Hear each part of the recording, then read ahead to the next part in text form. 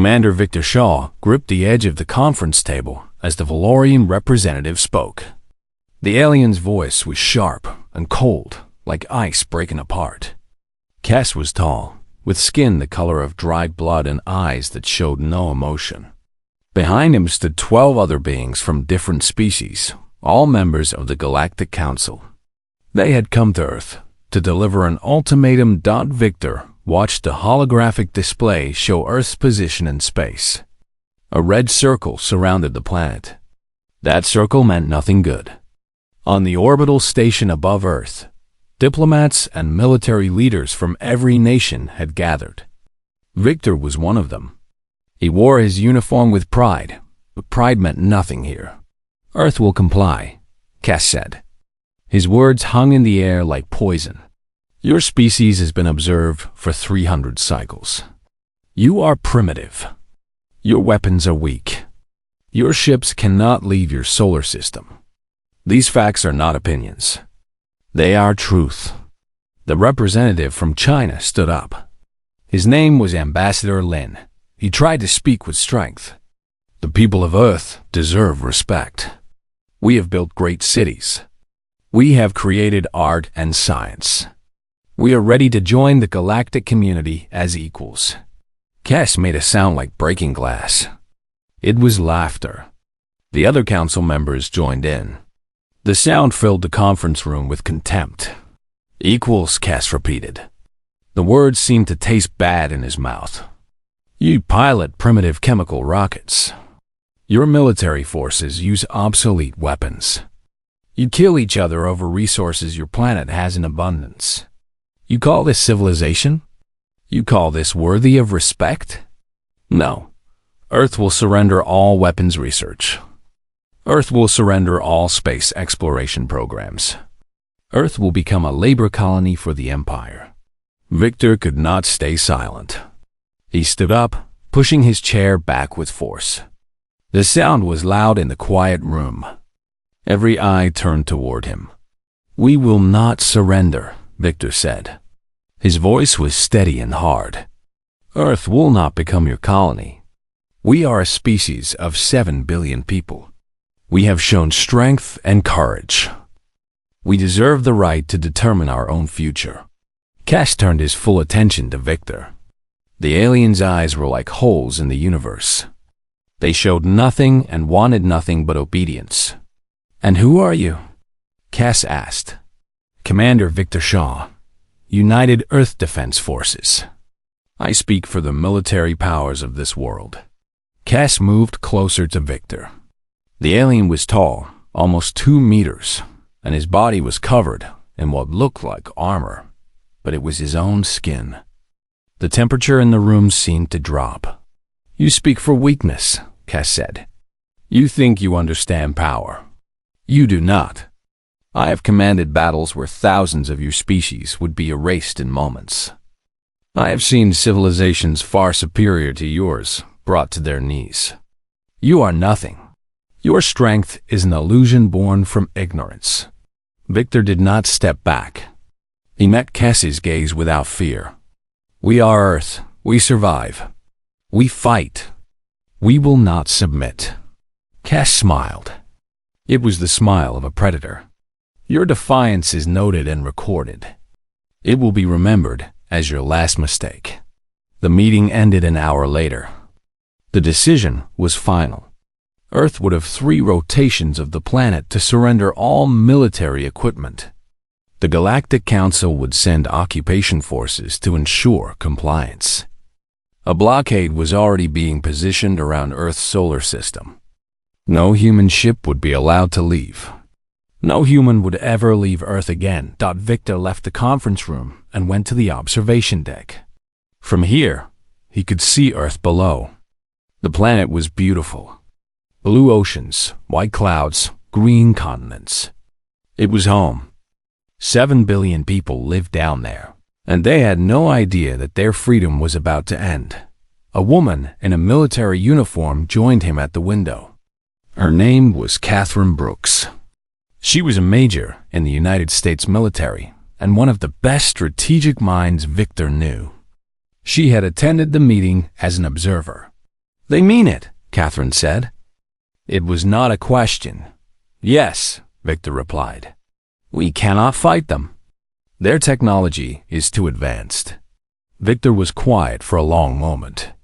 Technology is not the only measure of strength. The Council believes we are helpless because we are not as advanced as they are. They believe that advanced weapons mean victory. That they are wrong about us. Catherine turned to look at him. What are you saying? I am saying that the Council has made a mistake. They believe they understand humanity. They do not. They see our technology and judge us weak. But they do not understand what we are.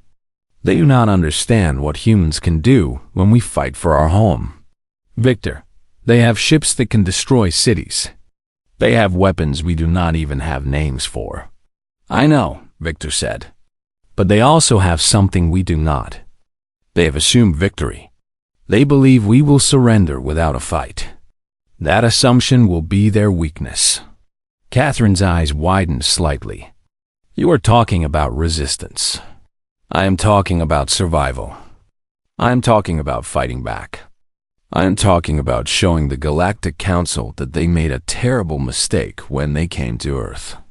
Over the next hours, Victor moved carefully.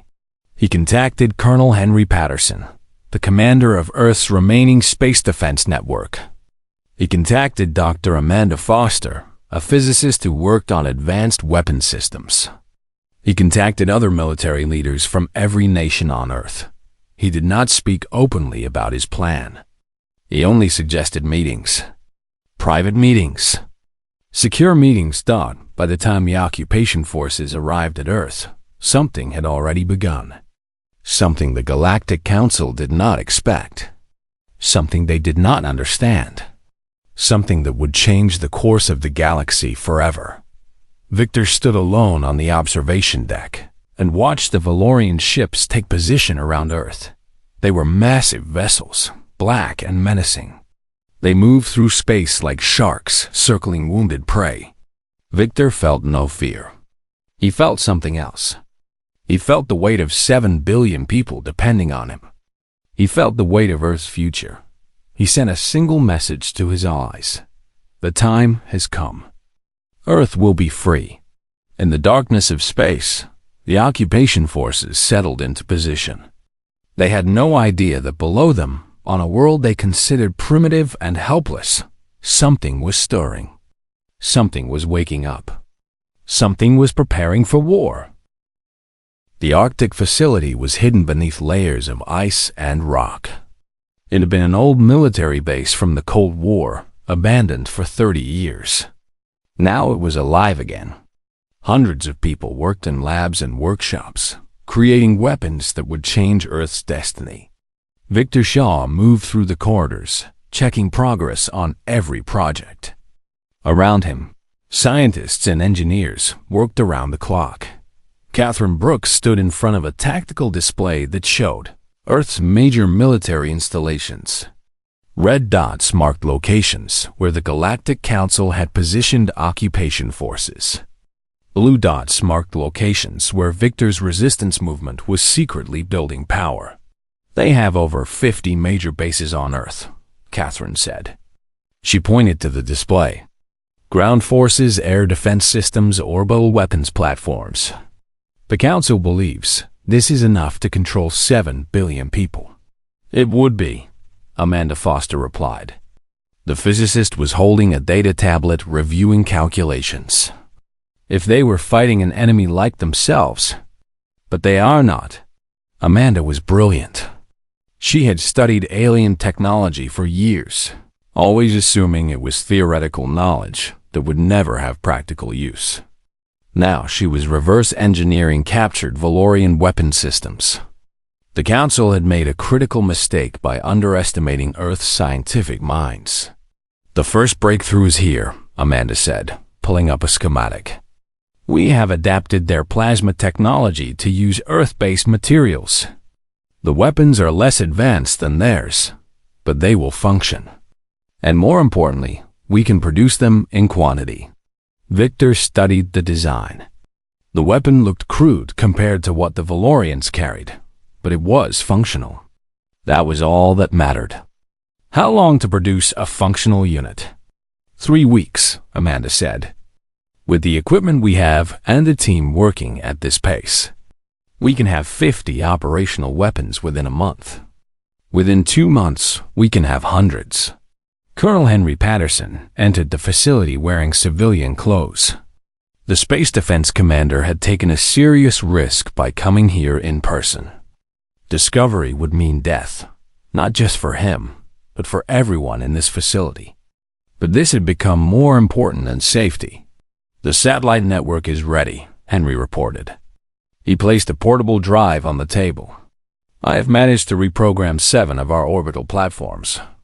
They are currently masked to appear as if they are damaged or offline. The Council's forces trust their own sensors. Their sensors tell them that Earth has no functional space weapons. Those sensors are lying. Victor felt something shift inside him. This was real now. This was not just planning anymore. This was preparation for war. Can you coordinate with the ground forces? Victor asked. Yes, Henry replied. I have established a communication network that the occupation forces cannot detect. It uses burst transmissions over irregular frequencies. The data travels at light speed, but in patterns their systems will not recognize as military communications. To them, it will look like routine civilian radio traffic. Over the next weeks, the resistance expanded. More military officers joined the movement. Scientists who had been forced to work on occupation projects began to sabotage from within. Engineers found ways to compromise the occupiers' automated systems. Humans were, by nature, creative and adaptive. The Galactic Council had never encountered a species quite like Earth's. The resistance created underground facilities across the planet.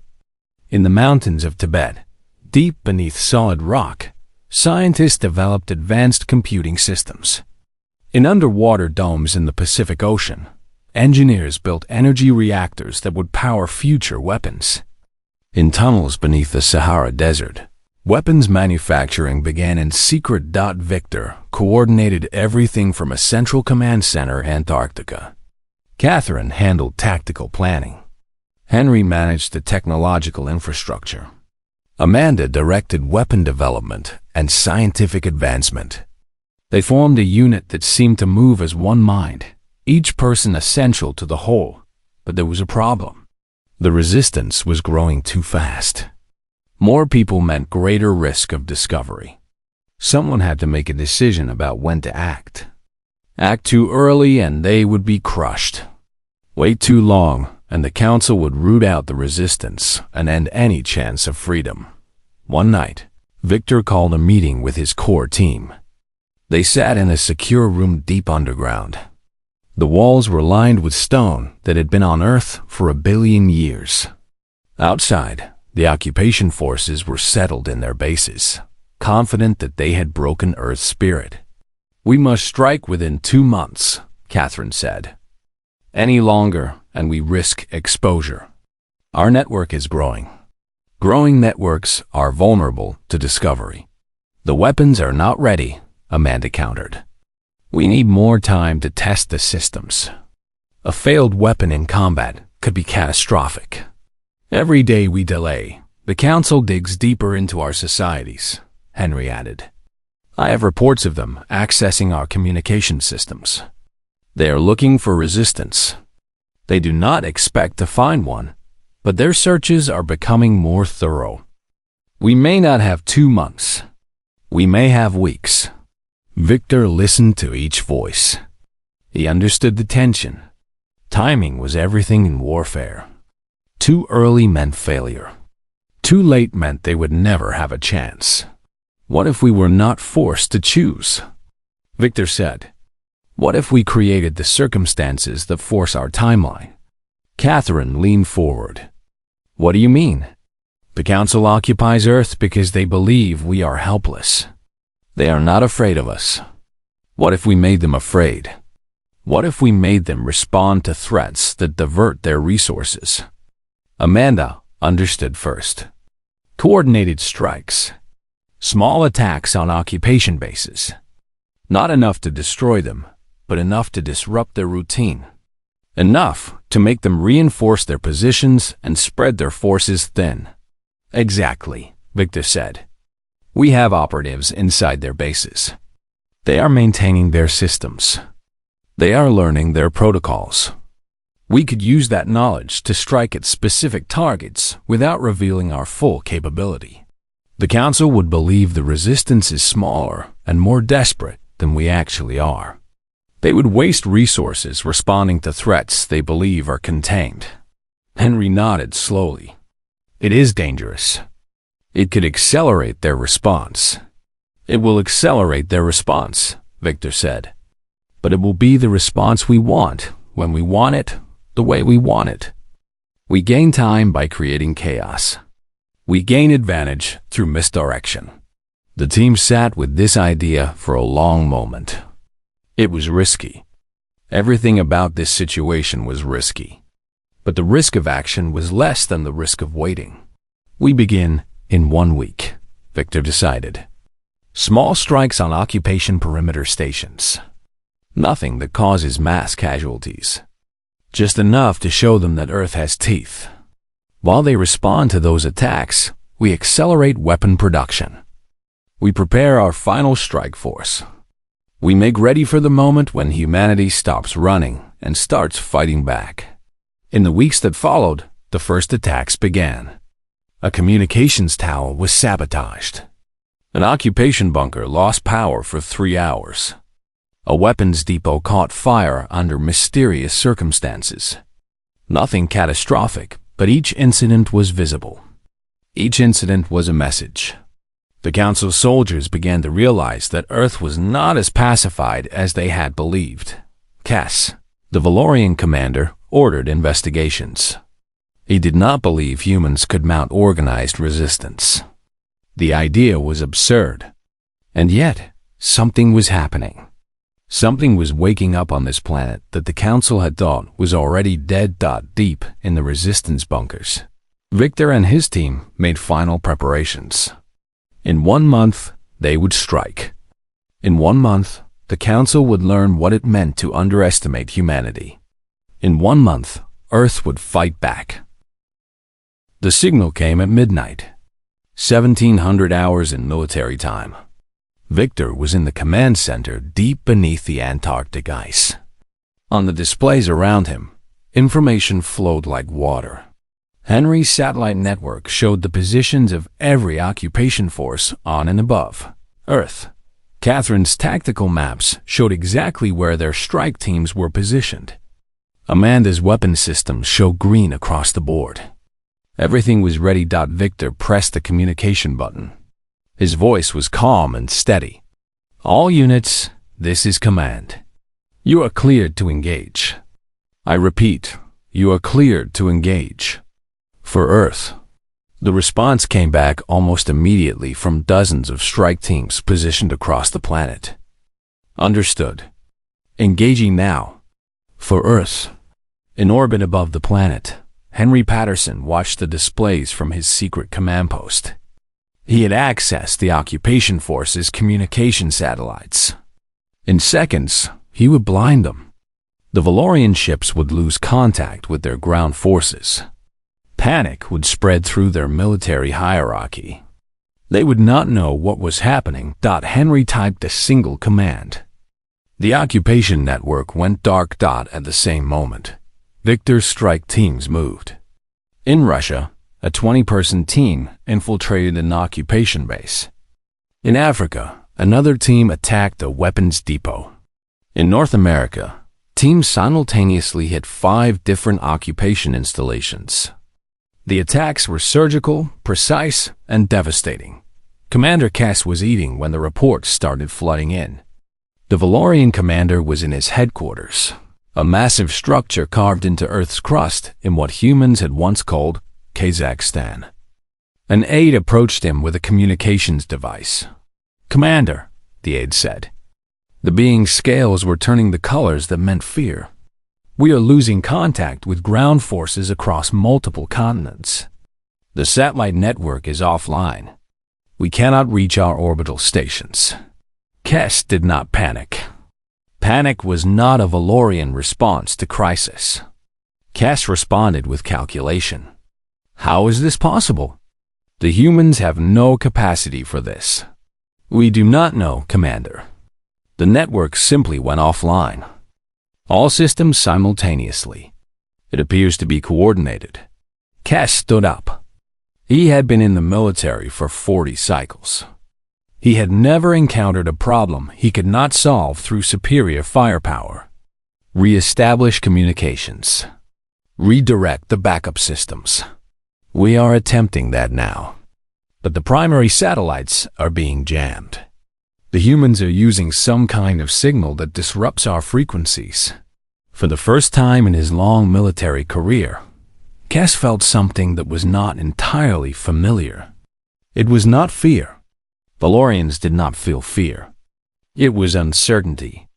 The humans were supposed to be helpless. Yet something was happening that he did not understand. The strike teams fought with a fury that surprised everyone. Catherine had trained them for months in hand-to-hand combat, using techniques adapted for the physical differences between humans and Valorians. The occupation soldiers were stronger in absolute terms, but they were not as adaptable. They did not know how to fight an enemy that refused to surrender, even when victory was impossible.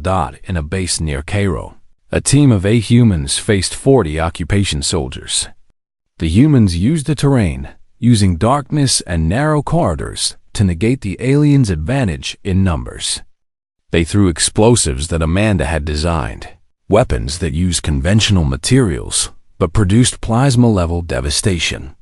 Soldiers fell. The humans kept fighting. Henry's satellite network did more than just communicate. It attacked. Weapons that had been positioned for defensive purposes suddenly activated. They targeted the occupation force's heavy weapons, their communication equipment, their energy sources. One by one, the occupation bases lost power. One by one, their ability to coordinate fell apart. Victor led a strike team toward Kes himself. The commander's headquarters was the most heavily fortified position on the planet. But Victor knew something that the council did not. He had operatives inside that headquarters. Scientists and engineers that the council had forced to work on their systems. Those operatives had found weaknesses. They had planted devices. They had prepared the way. When Victor's team reached the entrance to the command center, the outer defenses were offline. The guards were confused. Victor's team moved through corridors that should have been death traps. But the plasma cannons were silent. The automated defense systems were dark. The way had been cleared. Kes was waiting for Victor in the central command chamber. The Valorian commander stood alone, unarmed. His scales had turned to colors of calm acceptance. Valorians did not hide fear, but Kes was not showing fear. He was showing something that humans might have called respect. "You are the human commander," Kes said. It was not a question.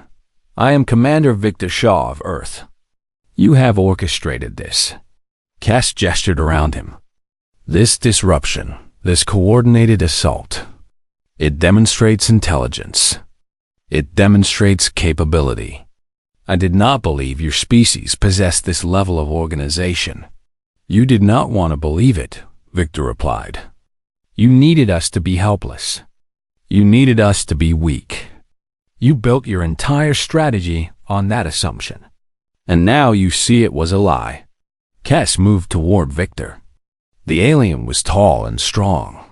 One strike from those arms could crush a human instantly. But Victor did not move back. He had not come here to retreat. They fought. It was quick and brutal.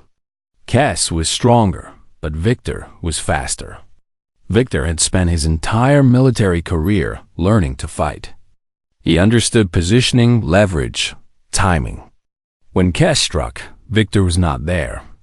When Victor attacked, he aimed for specific points that would disable his opponent. The fight lasted less than 3 minutes. Kes fell to one knee. Blood ran from wounds across his body. Victor stood over him, breathing hard. "Your species is not helpless," Kes said, his voice weak. "I was wrong." Victor did not respond. He secured Kes and moved his team to take control of the command center. Behind him, the Valorian military structure on Earth began to collapse. Without coordination, without leadership, the occupation forces fell apart. Across the planet, occupation bases were abandoned or captured. Catherine's teams moved in to secure strategic positions. In orbit, Henry's satellite network held firm. The Valorian ships above Earth found themselves facing orbital weapons they had not known existed by the time the sun rose over Earth again. The first phase of the war was over. The occupation forces had been defeated. Kes was captured. The Council's assumption of human helplessness had been shattered in a single night, but the war was not over. It had only just begun. The Council would send more forces. They would send the battle fleet. They would come with the full weight of their military might. And Earth would have to face them. In the command center, Victor looked at his team. Catherine was exhausted but alive. Henry was still coordinating the defense network. Amanda was reporting on weapons damage and capability status. They had won the first battle, but they knew the hardest fight was still to come. Victor sent a message to every human on the planet. It was simple and clear. We have shown them we will not break. We have shown them we will not surrender. We will show them what it means to wage war against humanity. For Earth, for freedom, for the future. The Galactic Council received the news with shock and anger. Humanity had struck back. Humanity had defeated a Valorian occupation force. The impossible had happened. And now the Council would have to decide what to do about a species that refused to accept slavery. The Council called an emergency assembly. Representatives from 12 species gathered in the central chamber on the orbital platform. The room was designed to show power. The walls were made of metal that had come from a star that had exploded 1,000 years ago. The floor was crystal that could cut through solid rock. Everything about the space was meant to remind others of the Council's dominance. But today, the members felt something else. They felt doubt. "This is unacceptable," said a representative from the Valder species. His name was Council Member Wraith, his 4 eyes fixed on the holographic display showing Earth and the human resistance. "A subjugated species has defeated one of our occupation forces. This is not just a military loss. This is a statement. This is a message that will spread through every enslaved world. If humans can resist, others will believe they can resist too. We must respond with overwhelming force," another representative declared. This was Councillor Pelix from the Torvan species. "Send a battle fleet. Destroy their resistance completely. Make an example so brutal that no other species will ever consider defiance." "That is exactly what they want," said an older voice. Councillor Stern was from the Zillic species, a merchant race that had been part of the Council for 300 cycles. His voice carried weight because he had lived through previous wars. "If we respond with excessive force, we prove to all subjugated species that the Council fears them. We prove that humans are dangerous enough to require our full military commitment. This spreads the message of human capability throughout the galaxy. So what do you propose?" Wraith demanded. "That we do nothing? That we accept human defiance?" "I propose," Stern said carefully, "that we assess the actual threat level. One occupation force was defeated. This suggests good tactics and organization on the human level. It does not mean they have weapons equivalent to our battle fleets. Send a moderate response force. Evaluate what we are truly facing before we commit massive resources that we may need elsewhere." The Council debated for hours. In the end, they made a decision that was reasonable, but ultimately a mistake. They would send a response fleet, but not the largest available. 20 capital ships with support vessels. Enough to overwhelm Earth's forces, but not enough to suggest that the Council was truly afraid of a single human world. On Earth, Victor learned about the Council's decision within hours. His operatives inside the Valorian communication network had given him access to transmissions. He gathered his core team in the command center. They are sending approximately 8,000 military personnel, Henry reported. 20 capital-class vessels, each one capable of destroying a city. Support craft, attack fighters, ground assault troops. It will arrive in Earth orbit in 72 hours. Can our defenses stop it? Catherine asked, though she already knew the answer. No, Henry said simply. Not alone. They have superior weapons, superior numbers, superior technology. Our satellites could damage some ships, but we could not stop them all. They would overwhelm us. Amanda was quiet. She had been studying the captured Valorian technology, trying to understand its deepest secrets. There is one possibility, she said slowly. We have discovered some vulnerabilities in their power systems, but exploiting them would require us to broadcast the information across their fleet. It would have to be simultaneous, everywhere, undeniable. You mean show them we understand their technology, Victor said. More than that, Amanda replied. We show the entire galaxy that we understand their technology. We show every subjugated species that the Valorian systems are not invincible. We show them that humans can match the Council. Victor understood what she was suggesting. It was brilliant and terrifying. If the broadcast worked, it could inspire rebellion across the galaxy. If it failed, it would only anger the Council further. Do it, Victor said. But we also need to do something else. We need allies. Over the next hours, Victor contacted species that the Council had contacted him about during his time in Resistance communications. There were signals from other worlds. Other species who had considered resistance, but believed it was hopeless. Messages from the Zelic merchant fleet. Messages from the Karath warriors, a species known for their strength and martial culture. A response came from a Karath commander named Varak. His message was direct and harsh. The humans have shown strength. This is rare. Strength should be supported. We will bring warriors. We will stand beside you. Varak's fleet arrived above Earth on the same day the Council's response force entered human communications range. 12 Karath warships emerged from faster-than-light space, their weapon systems active and ready. The Karath were a warrior species. They did not value technology as much as courage and fighting ability. Humans had demonstrated both. The alliance was natural. Henry's satellite network connected with the Karath ships. A coordinated defense system took shape. The Karath had weapons that were different from the Council's technology. They had shields that worked on different principles. Together with Earth's innovations, they created a defensive network that was actually dangerous. Amanda's broadcast was timed perfectly. The moment the Council fleet came within weapons range, every communication frequency in the local space exploded with information. The broadcast showed the Valorian power system vulnerabilities. It showed how to access them. It showed how to disable them. It was a message to every enslaved species in the galaxy. You are not helpless. The Council fleet attacked immediately, not understanding what was happening. But the Karath defensive system was ready. As the Council ships advanced, the Zelic merchant fleet emerged from a nearby system. The merchant ships were not military vessels, but they were fast and they were everywhere. They blocked retreat routes. They cut off communications.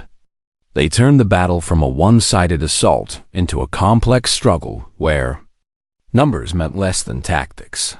The Karath warriors fought with a fury that matched humanity's. Varak himself led the assault against the Council fleet. His ship was ancient, scarred from 100 battles, but it was powerful. The Karath commander had seen humans stand against the council. He respected this. He was willing to die for this principle. The council battle fleet was forced to retreat. They had expected to crush human resistance easily. Instead, they found themselves facing allies and weapons they did not understand. More importantly, they found themselves facing the knowledge that their technological superiority was not absolute. Humans had reverse-engineered their systems. Humans had exposed their weaknesses. The message spread through the galaxy like fire through dry wood. Subjugated species received the broadcast. They saw the Valorian vulnerabilities. They learned that resistance was possible. On 20 different worlds, enslaved people began to rise up. The council found themselves dealing with rebellions across the entire empire. Resources were stretched thin. The military was forced to respond to multiple threats simultaneously. What had seemed like a simple occupation of one backward world had become a catastrophe that threatened the council's entire power structure. On Earth, Victor received a message from Vorak. The Karath commander wanted to meet. They came together in a neutral location, a habitat that humans and Karath could both occupy. Vorak was massive, nearly 3 meters tall, with thick muscle and scars that told stories of battles across decades. "You are a true warrior," Vorak said simply. "Your species has shown the galaxy something important. You have shown that courage and intelligence matter more than pure firepower." "We will fight beside you," Victor replied. "Against the council. For all species who wish to be free." Vorak extended a hand, a gesture he had learned from human broadcasts. Victor took it. The alliance was sealed. The council sent urgent messages back to the capital. The situation on Earth had become critical. But by now, it was too late. The rebellion had spread. The council's authority was crumbling. They would have to negotiate. They would have to treat with a species they had believed was helpless. Just weeks before, the future of the galaxy was beginning to change. And it had all started because humans refused to accept defeat. The negotiations took place on a neutral station positioned between Earth and the Council's central worlds. Victor Shaw stood in the diplomatic chamber, surrounded by representatives from allied species. Beside him was Vorak, the Karath warrior commander. Behind them were Catherine Brooks, Henry Patterson, and Amanda Foster. They represented Earth. Across the chamber sat the Galactic Council. Councilor Stern was there, as was Wraith, Pelix, and 6 others. Councilor Gresh led the delegation. She was from the oldest species in the council, a being who had lived for 800 cycles. Her voice was calm, but carried the weight of centuries. "The situation has become untenable," Gresh said. "Rebellions have broken out on 47 worlds. Our military is divided. Our economy is destabilized. The message from Earth has created consequences we did not anticipate." "You did not anticipate it because you did not understand us," Victor said. His voice was steady and clear. "You assumed that advanced technology meant total superiority. You assumed that beings with less advanced weapons were helpless. You were wrong. On Earth, humans are not helpless. We are adaptable. We are creative. We are willing to fight for what we believe in. What do you want?" Gresh asked. It was a direct question that Victor took a breath. This moment was what every human who had fought and died for this cause had fought for. Earth demands complete independence, full sovereignty, no occupation forces, no restrictions on our development, recognition as an equal member of galactic civilization, with all rights and responsibilities that entails. And we demand that the Council release all species who wish to leave the Empire. The Council members reacted with various levels of anger and shock. Wraith stood up, his scales turning the colors of rage. "You dare demand this? You are one species on one world. We control hundreds of worlds. You control them through force and fear, Varric said. His voice was deep and dangerous. The humans have shown that fear can be overcome. The warriors of Karath respect strength. Humans have demonstrated strength. We stand with them. And the Zelek have committed their merchant fleet to the human cause. You no longer have the military advantage you once believed you possessed. Stern rose and approached Victor directly. Even if we agree to your demands, the political situation in the Council is unstable. There are those who will oppose any agreement with Earth. We would need guarantees that you will not join other rebellious species in overthrowing the Council entirely. The Galactic Council will survive, Victor said. But it will be reformed. It will not be an empire of forced subjugation. It will be a federation of independent species with mutual interests. Earth will participate in this new order. We will be defenders of freedom, not conquerors seeking empire. The negotiations lasted for 7 days. Slowly, the Council moved toward acceptance. The reality was undeniable. They could not win a war against humanity and all the allied species. They could not afford the military cost. More importantly, they could not afford the political cost of appearing weak to their own population. By the 7th day, the agreement was finalized. Earth gained full independence. The blockade would be lifted. Human ships could travel freely through galactic space. All occupation forces would withdraw. And critically, any species that wished to leave the Council could do so without punishment. The movement was immediate. Over the next months, 34 worlds declared independence.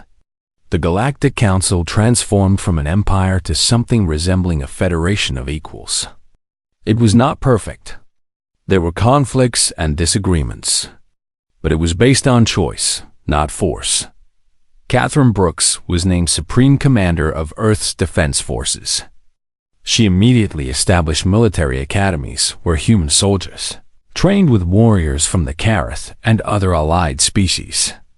Knowledge was shared. Tactics were combined. A new form of warfare emerged from the union of human innovation and alien strength. Henry Patterson's satellite network was expanded into a galactic communications hub. The system connected human networks with Karath warriors, Zelek merchants, and other allied species. Information flowed faster than it ever had. Resources were shared. Trade flourished. Amanda Foster began a research project that would last the rest of her life. She and scientists from multiple species worked on understanding the fundamental principles of alien technology. But more than that, they worked on creating new technologies that combined human innovation with alien engineering. The collaboration produced weapons and medical devices that neither species could have created. Alone. Victor Shaw became the ambassador for Earth. He traveled between worlds, speaking about the value of resistance, the power of determination, and the possibility of freedom. He became a symbol of hope for every subjugated species in the galaxy. Young beings from 100 different worlds listened to his stories and realized that they too could shape their own future. But perhaps most importantly, Victor and Varric became friends. The Karath warrior and the human commander were from species that were fundamentally different, but they shared an understanding. They both believed in honor, in courage, and in the principle that no being should be forced to live under the rule of another. Varric brought Victor to the Karath homeworld. It was a harsh place, covered in mountains that reached toward the sky like weapons. The Karath had evolved in this brutal environment. They had learned to survive and thrive in conditions that would kill most species. Victor understood then why the Karath respected humans. Humans came from a world that was equally unforgiving.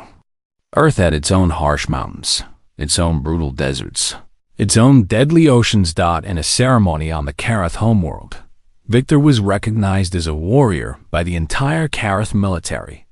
Varric placed a mark on Victor's shoulder, a scar that indicated he was accepted as a brother.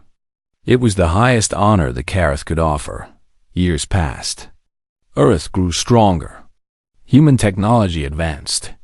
The human population expanded beyond Earth, establishing colonies on multiple worlds. The species that had been believed helpless became one of the most respected in the galaxy. Victor returned to Earth, one final time in his life. He was old now, his hair gray, his body bearing the marks of a lifetime spent in struggle and service. He stood on the orbital station above his homeworld and looked down at the blue planet. Below. 7 billion people lived there now. Billions more lived in colonies across the galaxy. And all of them were free. Free because humans refused to accept that they were helpless. Free because humans believed in the possibility of victory, even when victory seemed impossible. Amanda joined him at the observation window. She too was old now, having spent decades advancing human knowledge and helping to build the new galactic society. "Do you ever regret it?" she asked. "The resistance, the war, all the danger?" Victor was quiet for a moment. "No," he said finally, "because the alternative was slavery. And humans cannot live as slaves. We are made to be free. We are made to fight for what we believe in. That is our greatest strength." Below them, Earth continued its eternal rotation around the sun. On that world, humans were studying, creating, building, loving, and living their lives. None of them would ever be enslaved. None of them would ever kneel before a master. And they all owed their freedom to the moment when humans stood up and said, "No." The Galactic Council had assumed humanity was helpless. That assumption had been the Council's greatest mistake. And from that mistake came the liberation of countless species and the reshaping of galactic civilization itself. Earth would never forget the beings who had fought in the early days of the rebellion. Victor Shaw, Catherine Brooks, Henry Patterson, Amanda Foster, Varrock, and countless others whose names would be remembered in human history forever. They had done the impossible. They had given hope to a galaxy that had forgotten the meaning of freedom. And in the centuries to come, whenever any being faced an enemy that seemed stronger and more powerful, they would remember the humans. They would remember the world that refused to surrender. They would remember that courage and determination could overcome technology and force. They would remember that no one is helpless if they refuse to believe it.